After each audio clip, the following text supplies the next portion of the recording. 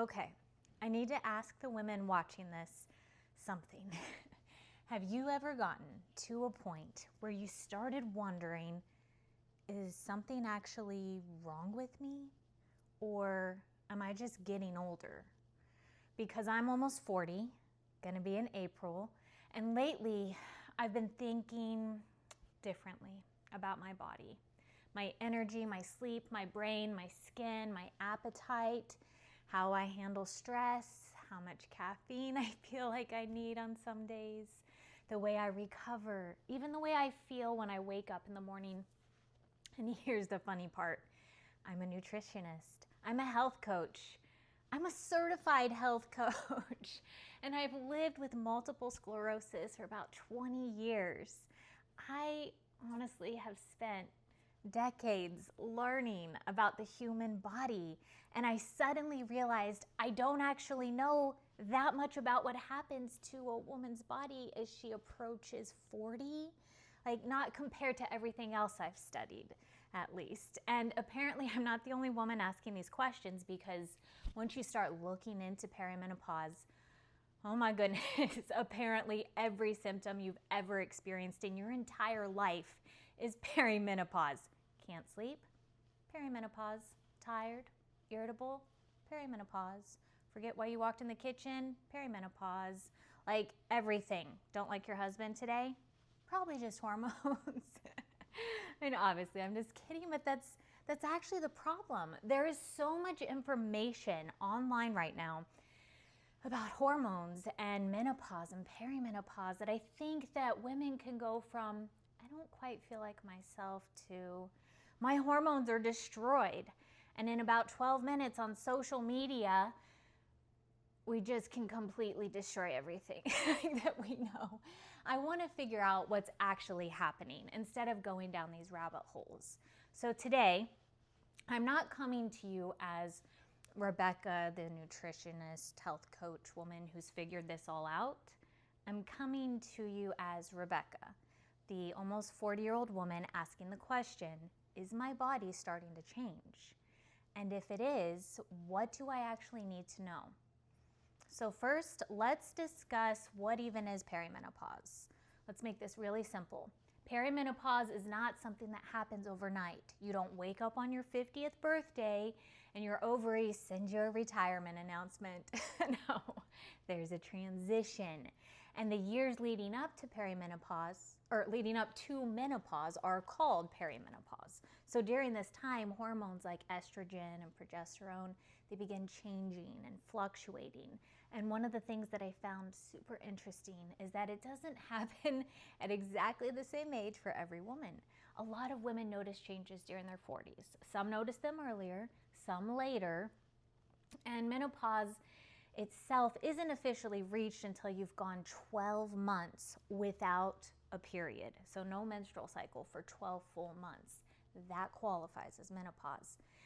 All of the comes and goes and symptoms and issues that come ahead of that can be years of transition. And, that got me thinking, why don't we talk about this more before women get there? Why did I learn so much about puberty and pregnancy and periods and birth control and having babies, and somewhere there's this giant stage of a woman's biology that can last for years? And a lot of us basically hear, you'll get hot flashes someday. That's it. Because apparently there's a lot more going on, if we're going to be honest. I want to discuss the symptom that surprised me most. It's what really caught my attention, because when I thought about perimenopause, I thought, well, there's hot flashes, night sweats, periods getting kind of weird, and eventually menopause. But researchers are finding that some of the things that women struggle with most can be much less obvious. Things like fatigue, sleep problems, mood changes, like you'd expect that. But difficulty concentrating, like feeling foggy or just not feeling like yourself. And I had to stop when I read about that and really look into it more, because those are incredibly non-specific symptoms. I mean, think about it. If you're tired at 39, what caused it? Was it hormones, stress, not eating enough, not sleeping enough, too much caffeine, vitamin deficiency, thyroid, autoimmune condition, parenting teenagers, if you're like me, just life, or all of the above, my friend. This is where I think women's health gets really interesting, because our bodies aren't made up of separate little departments. Your hormones aren't over here doing this thing while nutrition is over there and sleep is in another building. And no, everything is all together and everything is talking. Now, as a health coach, I hear people say often, and I have felt it, I just don't feel like myself. I kept seeing variations of this phrase when I was looking at different experiences. I just don't feel like myself. And I think that's such an interesting sentence, because what does that actually mean? Sometimes it means I'm exhausted. Sometimes I'm just more sensitive or emotional, or sometimes body composition is changing. Sometimes periods are shifting, not quite regular. Sometimes your brain just doesn't feel as sharp. It's just, or sleep suddenly is awful. Things that never bothered me before suddenly could start bothering me, and it can be difficult to explain it all. You just kind of know. You've probably gone through this, where something just feels different. And I think as women, sometimes we're really good at ignoring that, because we've got things to do. People need us. The alarm goes off. Kids need to get somewhere, and sometimes dinner just has to be made, and there's laundry, and there's work, and there's life. And so you think, I'm tired, whatever, I'll just have more caffeine. I'll sleep this weekend. I'll start eating better Monday. I'll take my vitamins tomorrow, or I'll figure it out later. And then later becomes 6 months. Well, here's what I don't want us to do, or I don't want this video to become every woman who is tired has perimenopause. It's absolutely not the case, because fatigue and brain fog can come from a lot of different things. And I know this personally because I live with MS. Fatigue can be a part of MS. Brain fog can be a part of MS. Changes in sleep can affect your brain. Not eating enough can affect energy and concentration, and the thyroid can affect energy. Iron deficiency, stress, medications, mental health, hormonal changes. There's so much involved. So I think the better question isn't, is this perimenopause? The better question is, what is my body trying to tell me? And then we investigate. Not panic, but we're going to investigate. This is something that MS has taught me, because living with MS has made me really aware of body signals, sometimes maybe too aware, because when you have a chronic illness, it's really easy to interpret every weird sensation through that diagnosis. Like my leg feels strange, MS, or I'm tired, MS, my brain is foggy, MS, balance feels weird, MS. And sometimes it might be, but sometimes I just slept terribly, or sometimes I didn't eat enough, or sometimes I've been stressed or dehydrated, need some nutrition, or I'm just a human being with a bad day. And now I'm approaching another stage of life where there's another possible explanation: hormones. So I'm not trying to make the same mistake in the opposite direction. Not everything is MS, and not everything is perimenopause. That's why I think the best thing we can learn to do is become curious about our bodies without becoming afraid of them. If you've watched me before, you've probably heard me say, your body is listening. I keep coming back to it because I believe it. Your body doesn't speak English. You can't wake up and tell your body, hey, we're gonna have tons of energy today. I need you on your best behavior. And your mitochondria could be like, absolutely, Rebecca, thanks for the memo. I'm glad you reminded us. No, your body responds to what is actually happening. How much sleep did you get? What nutrients are available? Are you eating enough? Are you moving? Are you under constant stress? How much caffeine are you using? Are you getting outside? What are your hormones doing? Is there underlying health problems you're trying to ignore? Your body is constantly adapting, and that means when something changes, you gotta listen. We've gotta listen, my friend. And let's be honest, if we're caught in the caffeine trap, we've got to talk about this one, because I think a lot of women are going to recognize themselves here. You wake up tired, so you have some caffeine, and then that gets you going a little bit, but you're still tired, so maybe a little bit more, and you have enough to function great, except maybe you didn't sleep well, and so you gotta have more in the afternoon. So again, caffeine, and suddenly Caffeine isn't giving you energy, it's borrowing energy from later. Now, I'm not anti-caffeine. I like caffeine very much, more than I wish I did. But there's a difference between enjoying something and feeling like I cannot function until this substance kicks in. And when I'm going down that rabbit hole, like, that gets my attention, especially if we're talking about women approaching midlife who are already dealing with changing sleep patterns. Because if your sleep becomes less restorative and you compensate by pushing yourself harder, you end up blaming your body for something your body is desperately trying to tell you, I'm tired. And then there's food. This is another thing I think wellness culture sometimes makes unnecessarily complicated. Women here fast, don't fast. Eat breakfast, skip breakfast. Eat 6 times, never snack. Low carb, high carb, high pro. Should you be carnivore? Should you only eat veggies? Should you do GLP-1? Should you do intermittent fasting? And everybody seems extremely confident. I love fasting. I've practiced it for years, and I've written a book about fasting. I think it can be an incredible tool, but a tool isn't appropriate every minute of every day. There are times when the body needs nourishment. There are times when a woman isn't eating enough, and there are times when pushing through hunger isn't discipline. Sometimes the healthy choice is to eat, and as a woman moves through different stages of life, I think we need to stop assuming that the exact routine that worked at 25 automatically remains the perfect routine at 40. It just doesn't. Our bodies change, our circumstances change, our needs can change. And that doesn't mean something is wrong, that means we're alive. So let's discuss the protein obsession. Protein is having a moment right now. Protein coffee, protein cereal, protein chips, protein desserts. Protein is everywhere, it's in everything. Apparently, if somebody figures out how to put 30 grams of protein into mascara, we'll all be using it next week, because even Pop-Tarts have protein now. And there's a legitimate reason people care about protein. It's good. We need protein. It's important for muscle. And maintaining muscle, it's become increasingly important as we age. But I don't want us taking one useful idea and turning it into another obsession.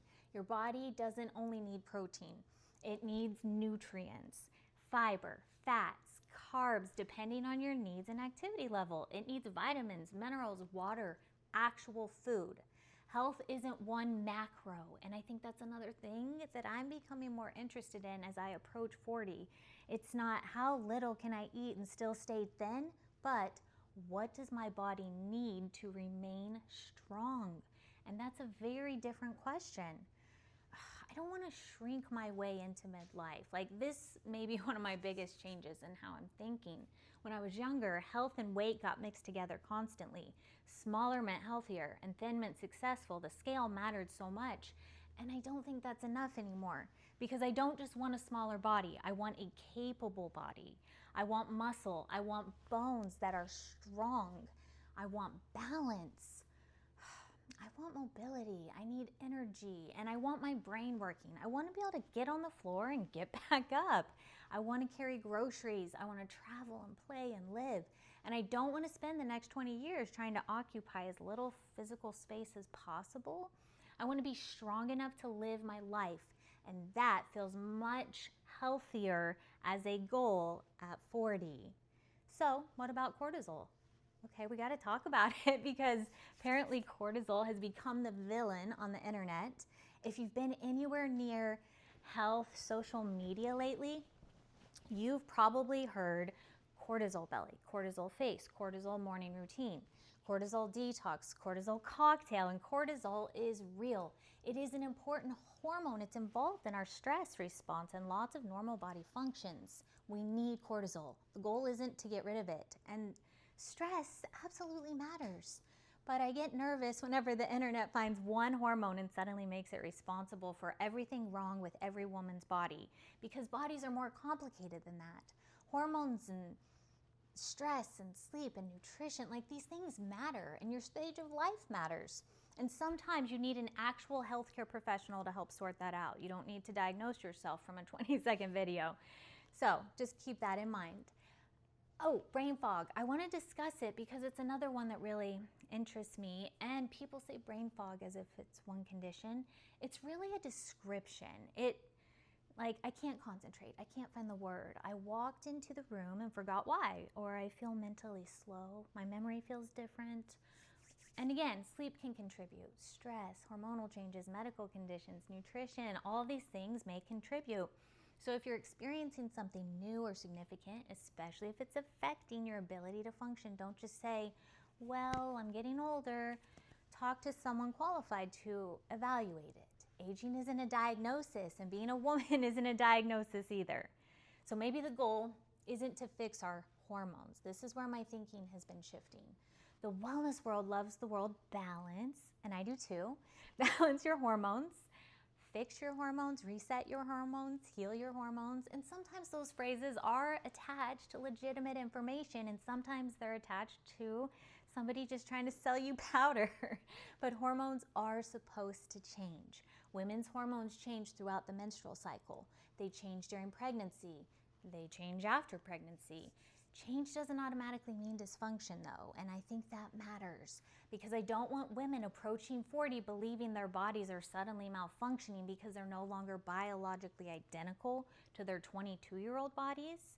I don't want my 22-year-old body. I want to understand my almost 40-year-old body, and there's a difference. Now, what am I actually going to do? Here's where I'm landing personally. I'm not going to diagnose myself with perimenopause because I've watched some videos and have some symptoms. I'm going to pay attention. I'm going to notice patterns, my cycle, my sleep, my energy, my mood, my concentration, my body. I'm going to take nutrition seriously. I'm going to pay attention to whether I'm actually eating enough nourishing food, and I'm going to be more intentional about vitamins and nutrients. I'm going to pay attention to caffeine instead of pretending that caffeine and sleep are interchangeable, because they're not. I got to be honest with myself. I'm going to try and move my body more, and increasingly I want strength to be a part of that. I'm going to take sleep more seriously, and if I notice persistent or concerning changes, I'm going to treat those as information worth investigating, not something to panic about, not something to ignore, but information. I think this is what health at 40 should look like. Maybe health at 20 is partly about building. Health at 40 might be partly about listening. What has changed and what still works? What doesn't? What needs more support? And what do I want this body to be capable of 20 years from now? Because I don't want to arrive at 60 and realize I spent my 40s worrying about wrinkles while ignoring muscle, or obsessing over the scale while ignoring nutrition, or pushing through exhaustion while ignoring sleep, or buying supplements while ignoring actual food, or blaming hormones for something that needed medical attention, or blaming myself for something that was genuinely biological. I want to know the difference, and I want you to know it too, my friend. This is where I want you with me. I told you in my last video that You Are Worth It Health is changing, not because I'm abandoning health, but because I want to talk about health in the context where it actually happens. Life. And this is part of my life right now. I'm approaching 40. My body isn't exactly the body I had at 20. Thank goodness my brain isn't exactly the brain I had at 20 either. And I'm curious. I want to understand this stage, not fear it. I want to understand perimenopause, hormones, muscle, metabolism, sleep, nutrition, brain health, skin, and energy. And I want to separate what we actually know from what social media has simply repeated enough times that everybody assumes it's true. So I think we're going to explore this together. But I don't want this to become an author project to fail out. This is important. If you're watching this thinking, great, another 14 things I'm supposed to be doing, no, that's exactly what I don't want. I don't want you finishing one of my videos feeling worse. I don't want you thinking, Rebecca says I need perfect sleep or nutrition or perfect exercise or no. Maybe the first step is noticing, how do I actually feel? Not how should I feel, but how do I feel? When do I have energy and when don't I? How am I sleeping? What am I eating? What's changed? When did it change? You know, that's something you can do without buying anything. You can become curious about yourself, my friend. All right, one thing this week. Here's what I want us to do. Not 20, just one. For the next 7 days, notice one pattern. Pick something. Energy, sleep, mood, caffeine, hunger, your cycle, brain fog, whatever matters to you, and just notice it. You can write it down if you want, nothing fancy. You don't need a $300 wearable. No, you don't need an app. You don't need a hormone coach. You just need Tuesday, slept terribly, exhausted. Wednesday, ate breakfast, energy better. Thursday, 3 coffees, then couldn't sleep. Because whatever your pattern is what we want to notice. So we have information, and information gives us choices. I want to know what you're experiencing, and this is where I really want to hear from you, especially the women around my age and older. When did you first notice that your body was changing? Was it your period? Sleep, mood, energy, weight, hot flashes, skin, something completely different I didn't mention. And if you're older than me and you've already been through this, please talk to us. Seriously, this is one of the things I want this community to become. Women actually talking to each other, not scaring each other, not diagnosing anything, just here's what happened to me. Because this is something comforting, realizing, oh, other women have been there. The part of aging I'm starting to like, and I want to end with this. I used to think aging mostly meant losing things, like losing your youth, skin elasticity, energy, time, whatever. But the closer I get to 40, the more I'm noticing what I'm gaining. Perspective, confidence, discernment, experience, a better understanding of who I am, a stronger relationship with God, and more appreciation for my body. Not because my body's perfect, it's not. Because I've lived in it long enough to understand what it's carried me through. Pregnancies, weight changes, illness, stress, joy, motherhood, marriage, life. This body has been through some things. So maybe the next chapter isn't, how do I stop my body from changing? Maybe it is, how do I care for the woman that I'm becoming? And I like that question. If you're approaching this stage too, stay with me, because we're going to figure out some of this together. Not as women terrified of getting older, but as women who actually want to understand what's happening. We'll talk about hormones, perimenopause, nutrition, fasting, muscle, vitamins, sleep, skin, energy, MS, and chronic illness. And we'll keep separating useful information from intended but accidental, just noise, right? But more than anything, I want you to feel welcome here. I want to be your friend. I want you to be mine. You don't have to have everything figured out. I certainly don't. We're learning together. We're paying attention. We're taking care of ourselves.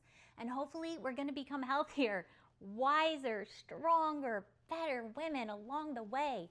I'm Rebecca, and if spending this time together felt good, please come back, because I have a feeling we're going to have a lot more to talk about. You and me together. I'll see you in the next one. Right here, my friend.